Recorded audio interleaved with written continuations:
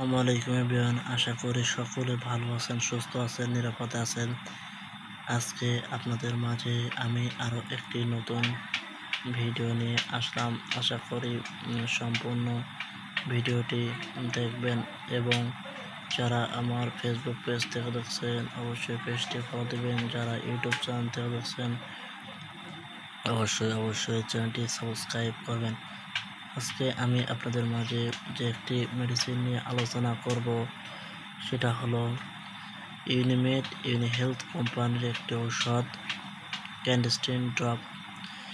এই ড্রপটির কাজ কি, কারা খেতে পারবে, কারা নিতে পারবে, কারা নিতে পারবে না, কিভাবে ব্যবহার করবেন, বিস্তারিত আলোচনা করব ইনশাআল্লাহ। চলুন শুরু করা যাক। ক্যান্ডেস্টিন ড্রপটি মূলত আপনার অ্যান্টিফাঙ্গাল ড্রপ হিসেবে ব্যবহৃত হয়, যা চোখ, কান বা ত্বকের ছত্রাকজনিত সংক্রমণ, ফাঙ্গাল ইনফেকশন নিরাময়ে ব্যবহৃত হয়। এটি মূলত সমজাতীয় উপাদান দ্বারা তৈরি হয়ে থাকে। ক্যান্ডেস্টিন ড্রপটি আপনি কিভাবে ব্যবহার করবেন? ভাইরাস, ছত্রাক সংক্রমণ, ফাঙ্গাল ইনফেকশন, কান বা ত্বকের ফাঙ্গাল ইনফেকশন যেমন কান চুলকানো, কান দিয়ে পানি পড়া ইত্যাদি। কানের ভেতরে কিছু নির্দিষ্ট ছত্রাক সংক্রমণে ওটোমাইসিস, কানে ছত্রাকজনিত ইনফেকশন। এটি কানের একটি সাধারণ ফাঙ্গাল ইনফেকশন যা চুলকানি বা কানের ভার অনুভব, অনেকে আছে যে কানে ভার ফিল করে, তাদের জন্য এটি ব্যবহৃত হয়। অস্বস্তি ইত্যাদি উপসর্গে ব্যবহৃত হয়। ক্যান্ডিমাইসিস সংক্রমণেও এটি ব্যবহৃত হয়। এছাড়া আপনার বিভিন্ন ধরনের চুলকানি, অ্যালার্জির জন্য এই ড্রপটি ব্যবহৃত হয়ে থাকে। ক্যান্ডেস্টিন ড্রপটি আপনি কিভাবে ব্যবহার করবেন সেটি নিয়ে আলোচনা করব।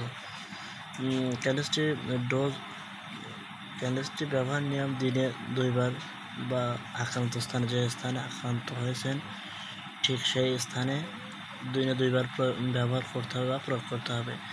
চোখ প্রয়োগের আগে অবশ্যই নিশ্চিত হন এটি চক্ষু ব্যবহারযোগ্য কিনা। ব্যবহার করার আগে কানের ও ত্বকের স্থান পরিষ্কার ও শুকনা করে রাখা জরুরি।